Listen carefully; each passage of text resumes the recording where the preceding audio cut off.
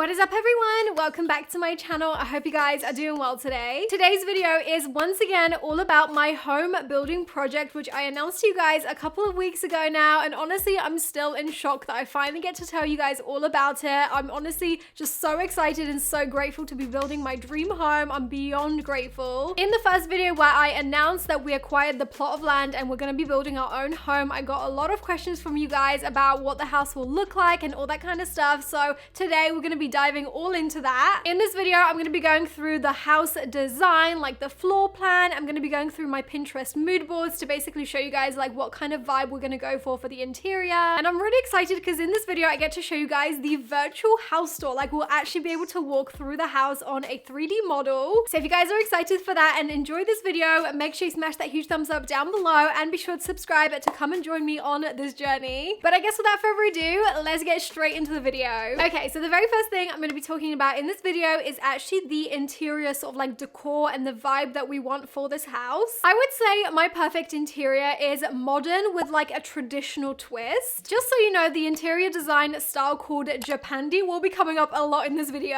Japandi is basically a fusion of a Scandinavian home mixed in with the Japanese traditional kind of home. There is also a term in Japanese called wabi-sabi, which I definitely want to incorporate into our home as well. It's a Japanese philosophy / interior aesthetic that basically embraces the beauty of simplicity and just imperfection in general. This has actually been a huge trend that has recently exploded in the interior kind of world, and it's one that could be incorporated into any house, from doing full-blown micro cement kind of bathrooms all the way to small touches like irregular shaped vases. I feel like this kind of theme could be explored in anybody's house. I personally find the Japandi style super comforting because of its simplicity and minimalism. I find that when I have too much clutter on show, it actually kind of stresses me out. And so I feel like making a conscious effort to keep this sort of like decor on a minimum is definitely going to improve my general well-being. Here are some of my pins from my Pinterest mood boards that I basically just kind of envision for my home. Whether I will do all of these, I don't know, but I mean, it's a good starting point to kind of get my dreams out there and just see what happens. Now, this is the part of the video which I'm sure you guys are really excited about because I actually get to show you guys the walkthrough of my floor plan. Here is the house design. Ta-da! So basically, the house is an ultra-modern, flat roof, slimline house. The top story actually overhangs the bottom story, so it is slightly bigger on the top. This house is going to be very close to being a self-sufficient house. It's going to have mechanical ventilation as well as solar panels all on the roof. As you can probably tell, it's made of a lot of glass, but the remainder of the house is going to be made from a construction method called SIPs. SIPs stands for structurally insulated panels, and it's a really quick construction method. It's essentially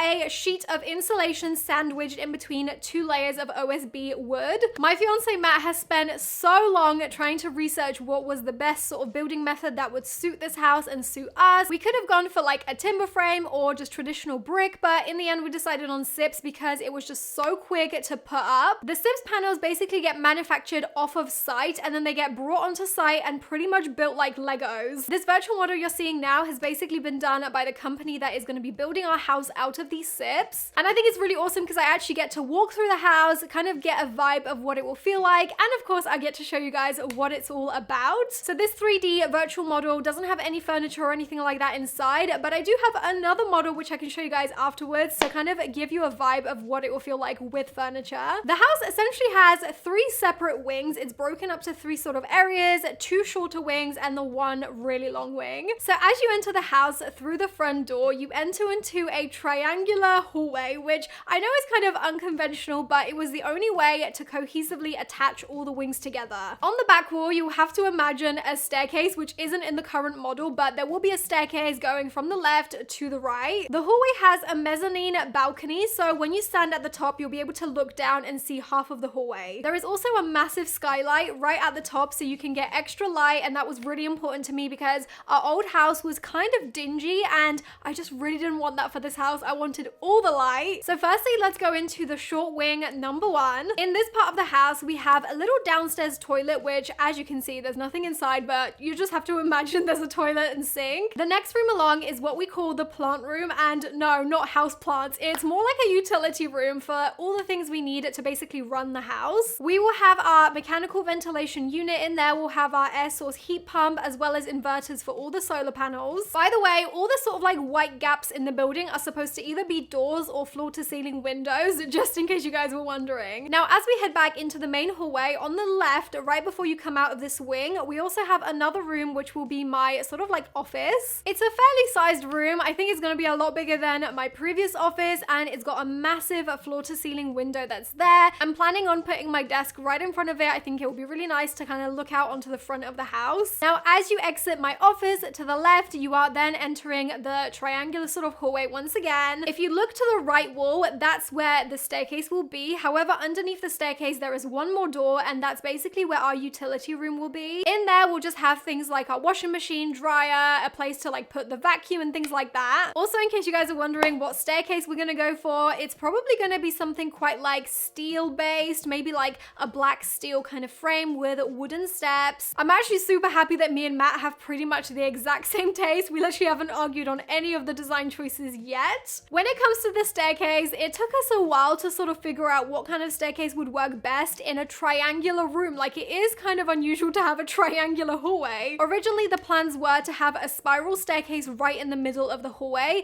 but to be honest, we thought that would be really, really costly, and we kind of just didn't really like a circular staircase. So we ended up coming up with this spot right up against this back wall because it actually has these massive floor to ceiling windows right in front of it. And I figured as you're coming down from the balcony sort of area, you will be just greeted with like a really nice view out of these floor to ceiling windows. Those windows are pretty much facing where like the general best view of the plot is, so I'm hoping it's gonna look nice. Now, if we go to the left of the entrance, this is wing number 2, which has 2 rooms inside. The first room immediately to the left of the entrance is a much smaller room of the 2, and it will actually probably be my filming studio eventually. This side of the house faces away from the afternoon sun, which will be perfect for me filming videos because I normally have all my blinds down anyway and I use studio lighting. As you walk back out into the hallway, you then go through this little like alleyway hallway into the cinema room. In our previous house, we absolutely loved having our cinema room. We're quite lucky that we don't have any kids or anything, so we just had a spare room to kind of just use for anything. And because we're such movie lovers, we love having people over for movies or just playing games all night, so we really just wanted another cinema room here. This room happens to be a lot larger than our previous cinema room, so I'm hoping there might be a cheeky little space for like a pool table, which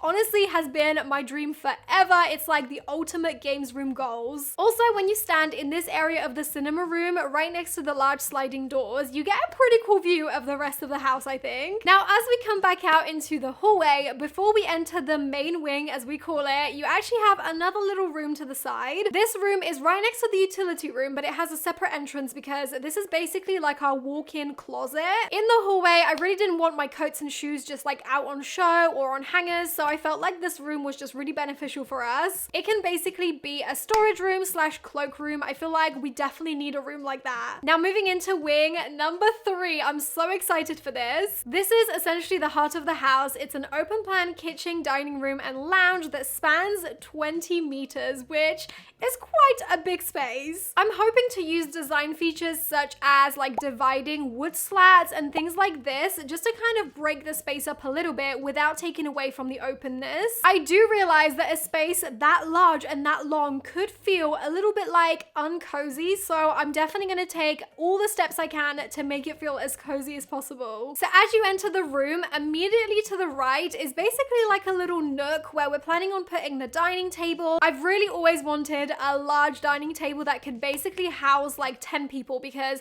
I love like hosting Christmas, hosting birthday parties, and I've never had enough space to basically have a large enough table for the whole family to sit at. So I feel like finally my hosting dreams are gonna be coming true. As there is quite a lot of space around sort of where we're putting the table, I might also do like a little cozy book nook or something. Now, when you progress further into the room, you'll arrive at the kitchen, which is basically in the center of the wing. I've tucked it away right at the back wall with basically like 2 long slimline windows on either side of the kitchen units. This will allow all the morning sun in, and it will continue to get all that sun throughout the day because of all the front windows. This is exactly what I mean by a slimline design. Basically, the house is only a width of 1 room, so it's gonna get all the light it can get. So like I said, the kitchen will sit on this back wall somewhere around here, and the island will be right in front. We're hoping to have little bar stools at the island for people to be able to have like breakfast at. But basically, when you're working at the island, preparing dinner or whatever, when you look out onto the view,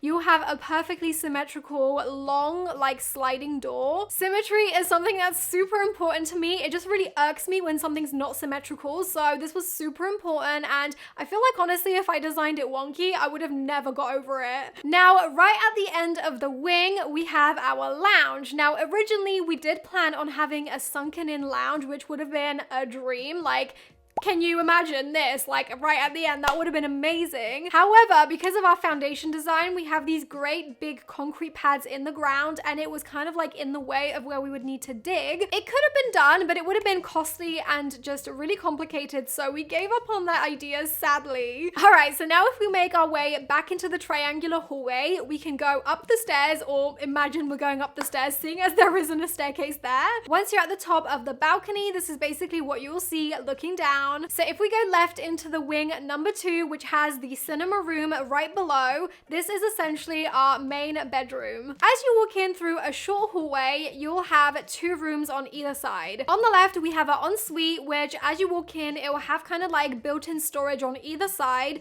At the back, it will have a bathtub with a skylight right above it, and then also a toilet and a sink. Again, you're kind of gonna have to imagine that for now. And as you come back out of the bathroom, directly opposite, we have a room just for the shower. I realize this is kind of excessive. You don't need a shower and a bath like right next to each other, but to be fair, I mean, sometimes we do want to have a bath or a shower at the same time. And Matt was pretty much adamant, like this was his one design feature that he just really wanted for this house, because ever since we went to Iceland, we stayed at the Blue Lagoon Hotel, and they pretty much had like a separate wet room at the hotel. It was really cool. It was such a fun experience. They had like a waterfall, rainfall kind of shower in there. And Matt pretty much fell in love with it. So he was like, right, I'm having that in our house. When you walk in further into the room, this is our bedroom. Honestly, I love it. I'm finding it kind of hard to kind of imagine exactly how big this room will be, but I know it's going to be a lot larger than our previous room. In our previous house, we had limited space in our bedroom. Even though it was quite a large bedroom, it just was really weirdly designed where you couldn't really put a bed anywhere. It kind of had to be tucked away into the corner, up to the point where Matt didn't have any space on his side of the bed, so he couldn't even have like a bedside table. So we're super excited that you can like walk all around the bed. There's ample space, and on either side of our bedside table, there's a door into a secret hidden wardrobe. There is another room behind the bed, which is basically a walk-in wardrobe, and I'm so excited for it. I don't know how I'm gonna design this, but I'm just happy that there's gonna be space for all my clothes. Our bedroom actually has its own balcony, which is just crazy to me. Like, I can't get over that. But basically, it kind of wraps around the side of the house, so you can kind of see like 2 different viewpoints. And if you stand at the front of the balcony, you get a pretty awesome view of the rest of the house again. Now, as we walk through to the long wing again upstairs this time, this area was originally designed to have 4 bedrooms with en-suites each. We've designed the house in such a way that it still could be that one day if we ever needed it. However, for our lifestyle now, we just don't need 4 bedrooms. We've still kept 1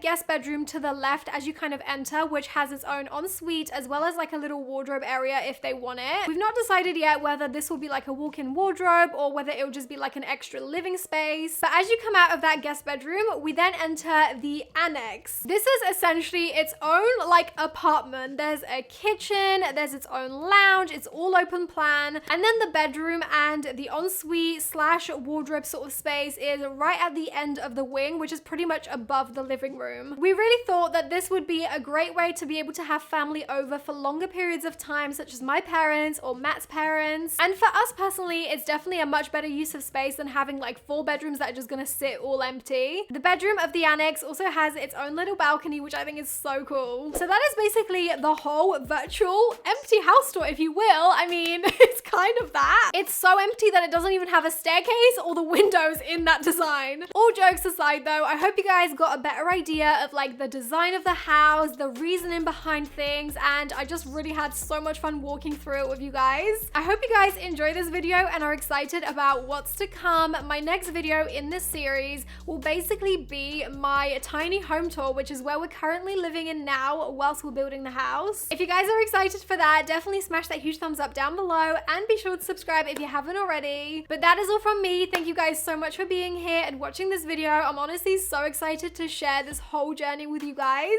I hope you guys are all doing well, and hopefully I'll see you guys in my next one. Bye! Mwah.